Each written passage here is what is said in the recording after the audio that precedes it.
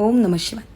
तुमची मनस्थिती जर सतत उदास, निराश, दुःखी राहत असेल, कोणतंही नवीन काम सुरू करायचं म्हणलं की त्या कामाविषयी प्रचंड भीती तुमच्या मनामध्ये निर्माण होत असेल. ते काम मला जमणारच नाही, मी ते नाहीच करू शकणार आणि नकोच करायला, असे विचार सतत तुमच्या मनामध्ये घोळत राहून ते काम तुम्ही शेवटी रद्द करत असाल. एखाद्या ठिकाणी इंटरव्ह्यूला जर जायचं असेल तुम्हाला जॉबसाठी, तर प्रचंड ताण येत असेल तुमच्या मनावर, खूप टेन्शन घेत असाल तुम्ही. त्याचप्रमाणे जर तुम्ही नोकरी करत असाल तर तुमच्याबरोबर तिथे काम करणारे इतर कलीग, तुमच्या कुटुंबातली माणसं, तुमच्या शेजारचे लोक किंवा अगदी तुमचे मित्रमैत्रिणी ह्यांच्यापैकी कुणी जरा अगदी वाकडं तिकडं तुम्हाला काही थोडंसं जरी बोलले तरी ती गोष्ट तुमच्या मनाला खटकत असेल, तुम्हाला खूप हळवेपणा जाणवत असेल, दुःख होत असेल आणि ती सुद्धा गोष्ट तुमच्या मनामध्ये सतत घोळी जाऊन तुम्ही त्या लोकांपासून अलिप्त राहत असाल. तर ह्या सगळ्या गोष्टींचं मूळ हे तुमच्या जन्मकुंडलीत असतं.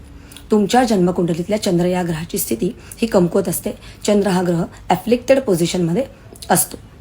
आता ह्या चंद्र म्हणजे मनाचा कारक, तर ह्या चंद्राला बंधवान करण्यासाठी काही सोपे उपाय मी तुम्हाला सांगते, ते तुम्ही जरूर करा आणि मला फरक सांगा.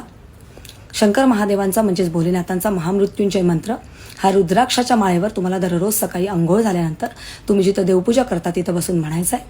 आणि अमेथिस्ट नावाचा एक क्रिस्टल आहे, तो क्रिस्टल असा मिळतो छोटासा, तो तुम्ही खरेदी करा.